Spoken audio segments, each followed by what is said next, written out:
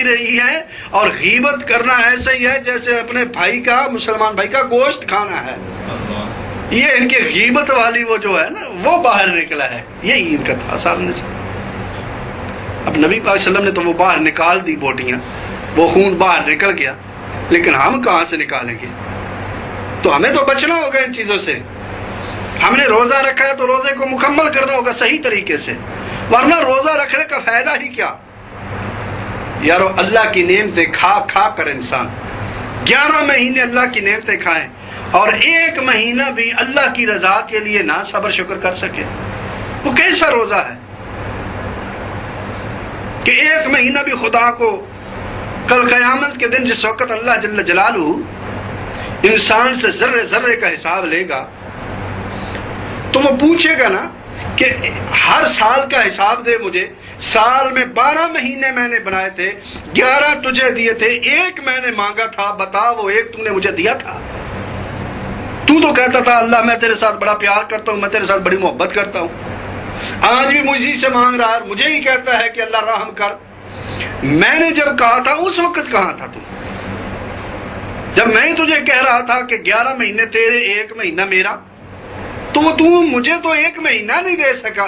ارے اور تو نے میرے ساتھ کیا محبت کرنی ہے؟ کس چیز کا دعوے دار ہے تو کہ ایک مہینہ تک مجھے نہیں دیکھ سکا؟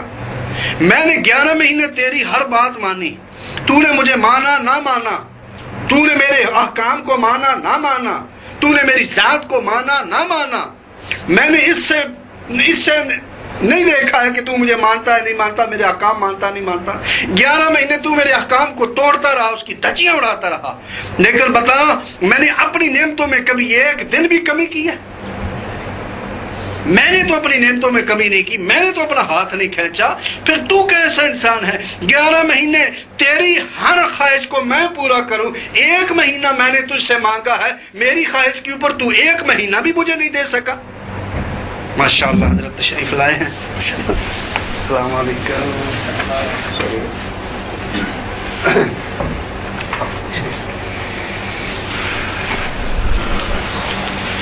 درود شریف پڑھ لیں۔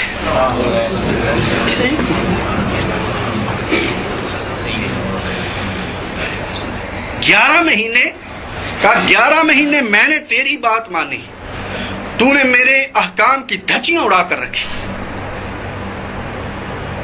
اور باوجود اس کے میں جانتا تھا کہ تو میری باتوں کو نہیں مان رہا، میرے احکام کو نہیں مان رہا، میں نے تو اپنی نعمتیں دینے میں کبھی کمی نہیں کی۔ ایک مہینہ سے صرف میں نے تجھ سے طلب کیا، ایک مہینہ، تو مجھے ایک مہینہ نہیں دے سکا۔ آج کس منہ سے میرے بارگاہ میں آ کر مجھ سے سوال کر رہا ہے، مجھ سے طلب کر رہا ہے؟ اور حضرات محترم، دنیا کے اندر رہتے ہوئے انسان کو مثل آنکھ بن کر رہنا چاہیے۔ کس طرح؟ بولے اونچا بولے۔ آنکھ کی مثل بن کر رہنا چاہیے۔ اب آپ سوچیں گے آنکھ کی مثل کیسے بننا؟ کہ آنکھ کی مثل، یاد رکھیں آنکھ اپنے لیے بہت کم کبھی کہیں دیکھتی ہے، لیکن باقی اعضاء جو ہیں ان کے لیے ہر وقت دیکھتی رہتی ہے۔ ایسا ہوتا ہے یا نہیں ہوتا؟ بھئی آنکھ میں تو کبھی کوئی چیز گئی تو آئینہ لایا کہ دیکھیں اندر کوئی چیز ہے تو نہیں، تو اس نے اپنے لیے دیکھ لیا۔ کوئی تکلیف آ گئی، آئینہ رکھا بھئی اپنے لیے دیکھ لے، کوئی چھوٹی موٹی بات ہوگی تو وہ اپنے لیے دیکھے گی، لیکن ہر وقت وہ دیکھتی ہے۔ پاؤں کے لیے وہ دیکھتی ہے کہیں اسے آگے سے ٹھوکر نہ لگ جائے، ہاتھ کے لیے دیکھتی ہے کہیں کوئی ہاتھ کو نہ پکڑ لے، وہ سارے اعضاء کو دیکھتی ہے۔ بھئی دشمن آ رہا ہوتا ہے، اس نے آنکھ کو تو کچھ نہیں کہنا، اس نے جسم کے باقی حصوں کو کوٹنا ہوتا ہے، ان کی پٹائی کرنی ہوتی ہے، لیکن آنکھ اس کی طرف متوجہ رہتی ہے، ادھر بھی دیکھ ادھر بھی دیکھ، وہ سب کے لیے کام کرتی ہے، اپنے لیے کبھی کہیں دیکھتی ہے، سارے وجود کے لیے ہمیشہ دیکھتی ہے۔ بندے کو مثل آنکھ بن کر رہنا چاہیے، ارے اپنی ضرورت کبھی کہیں دیکھے، مخلوق خدا کو ہر وقت دیکھتا رہے۔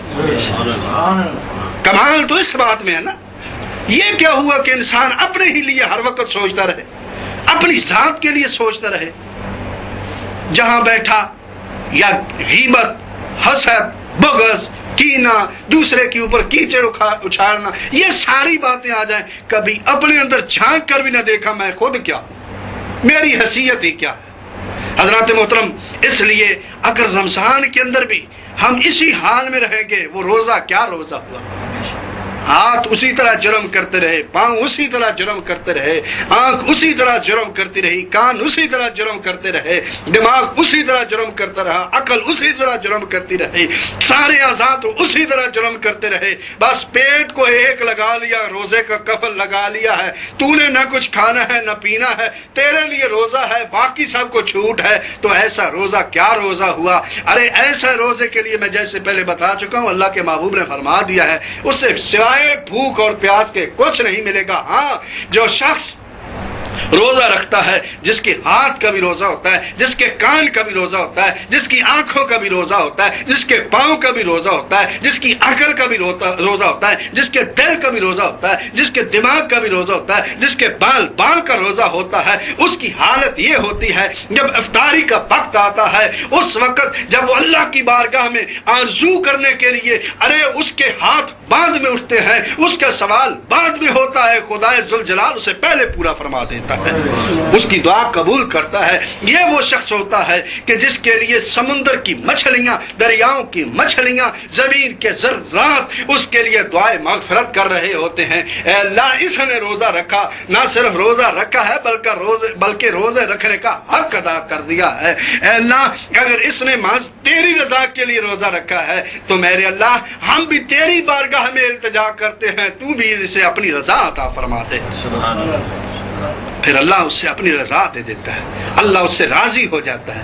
جس سے خدا راضی ہو جائے اسے اور کیا چاہیے؟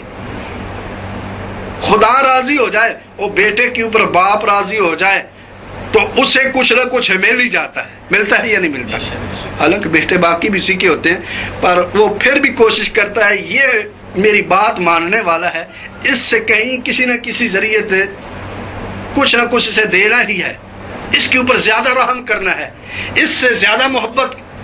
حضرات محترم، ہم تو خدا کے بندے ہیں، وہ رحیم ہے، اس میں کوئی شک نہیں ہے، وہ کائنات کو وہی تقسیم کرنے والا ہے، وہی دینے والا ہے۔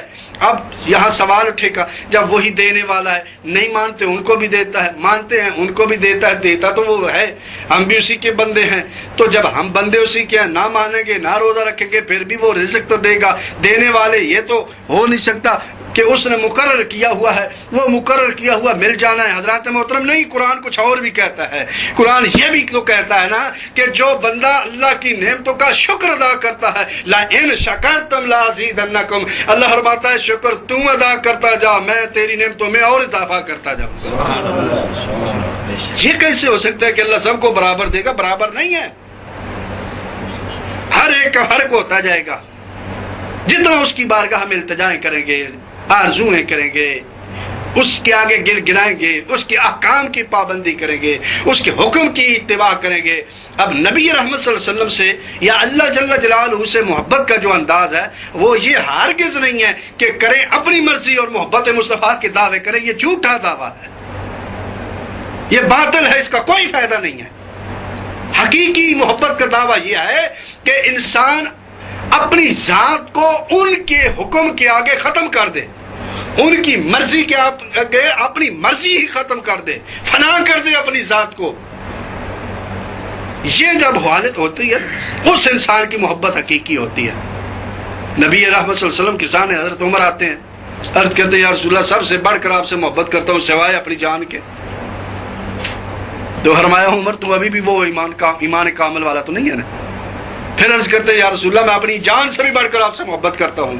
فرمایا آپ ایمان کامل والا ہے۔ ساری چیزوں کے اندر ہم کامل زیادہ کی جستجو کرتے ہیں، عجب ہے کہ ایمان کی باری آئے تو کہتے ہیں اچھا کچھ نہ کچھ تو مل ہی جائے گا، کلمہ پڑھا ہے بس اتنا ہی کافی ہے۔ تو مختصر یہ ہے کہ ہم نے جو روزہ رکھنا، اب روزے کا جو مفہوم، چونکہ میں نے ابتدا میں آپ کو بتا دیا تھا کہ میں آج کوئی گفتگو لمبی چوڑی تو نہیں کروں گا، چونکہ حضرت تشریف لانے والے ہیں، انہیں کا خطبہ ہوگا، تو بس آخر میں اتنی بات ذہن نشین کر لیں کہ ہمیں یہ اللہ کا فضل ہے کہ اس نے ہمیں رمضان المبارک کا مہینہ قریب ہے کہ پھر وہ عطا کر دے گا، ہماری زندگی میں آ رہا ہے، اللہ کا مہمان ہے۔ اللہ کے مہمان کی یارو کوئی کسی کا مہمان ہے، مولانا پاکستان سے تشریف لائے ہمارے پاس آ چکے ہیں، اب ہمارا حق ہے ان کی عزت کرنا، حق ہے یا نہیں ہے؟ بولیں، یہ ہمارا حق ہے۔ اور آج اگر ہم یہاں ان سے وہ سلوک کریں کہ جو ان کے شایانہ شان نہیں ہے، تو بتائیں یہ دوبارہ اس طرف قدم رکھیں گے؟ یہ جہاں جائیں گے وہاں بھی بتائیں گے میرے ساتھ تو یہ سلوک ہوا ہے، میرے ساتھ یہ سلوک کیا، کبھی دوبارہ ادھر آنے کی کوشش نہیں کریں گے، کیونکہ پتہ ہے جو سلوک کیا گیا۔ اور اگر یہ خوش ہو کر جائیں گے تو یہ بتائیں گے نا میرے ساتھ کتنا محبت کیا تھا ادارہ فیضان اہل سنت والوں نے، کس طرح وہ میرے ساتھ پیش آئے تھے، وہ سب کچھ بتائیں گے۔ تو اگر مولانا کے ساتھ تھوڑی سی ہم زیادتی کریں تو یہ اس سے ناخوش ہو جائیں گے، اور یہ بھیجنے والوں کو بھی بتائیں گے کہ میرے ساتھ کیا سلوک ہوا۔ تو رمضان اللہ کا مہمان نہیں ہمارے پاس بھیجا ہوا، اس نے بھی تو اللہ کی بارگاہ میں جانا ہے نا، تو اس سے بھی تو پوچھا جانا ہے نا، بتا میں نے تجھے بھیجا تھا، میرے بندوں نے تیرے ساتھ کیا سلوک کیا؟ تو وہ جا کر بتائے گا یا اللہ سلوک تو وہ کیا کہ جو میں بیان بھی نہیں کر سکتا۔ تو پھر رب فرمائے گا آنا انہوں نے میرے پاس ہی ہے نا، پھر میں بھی ان کے ساتھ وہی کروں گا جو ان کی سوچ میں بھی نہیں ہے۔ اور یہ رمضان شریف جس کے اندر جنت کے دروازے اللہ نے کھولے ہوئے ہیں، جہنم کے دروازوں کو بند کر دیا ہے، خوشبو معطر جنت کو کیا ہوا ہے، خوشبوؤں کے حلے ہیں، بغیر حساب کے اللہ جنت دے رہا ہے۔ تو یہ صرف امت محمدیہ کے لیے اس نے اتنے انعام و اکرام کیے ہیں۔ عید کا دن آئے گا، وہ اپنی رضا کا بھی اعلان کرے گا، مغفرتوں کا بھی اعلان کر دے گا، سب کچھ وہ دے کر وہ کہے گا بندہ تو نے مجھے راضی کر دیا ہے، جا میں نے تجھے راضی کر دیا ہے۔ اور یہ عید اسی کی ہوگی، رمضان اسی کا ہوگا جس نے مکمل جسم کے اوپر قانون شریعت کو لاگو کیا۔ اس کے اندر تلاوت قرآن کرنی ہے، کلمہ پڑھنا ہے، اس کا ورد کرنا ہے، استغفار کرنی ہے، توبہ کرنی ہے۔ آپ کو یاد ہوگا پچھلے درس میں میں نے یہی بتایا تھا نا، توبہ کا مصطفیٰ والا نے یہی کہا، ہاں یہی کہا، اب یہ نہیں میرے ذہن میں آ رہا تھا کیونکہ وہ مصطفیٰ میں بھی پروگرام ہوتا ہے تو وہ اچانک ذہن میں یہ آتا پتہ نہیں یہ وہاں بیان ہوا یہ کیا۔ تو ہاں استغفار کرنی ہے، اس کا طریقہ میں بتا چکا ہوں، اسی کے مطابق کوشش کرنی ہے۔ اور اس کے بعد پھر جنت کی طلب کرنی ہے، جہنم سے پناہ مانگنا ہے کہ اللہ اس سے بچا لے، گناہوں سے معافی مانگنی ہے، رونا ہے، گر گرانا ہے۔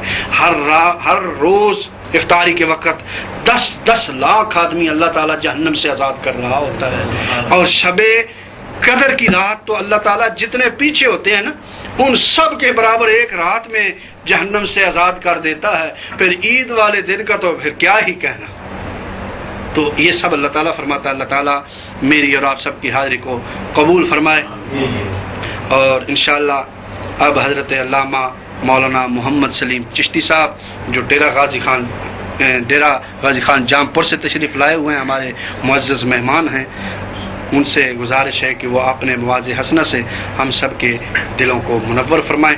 آمین بجاہ النبی الکریم۔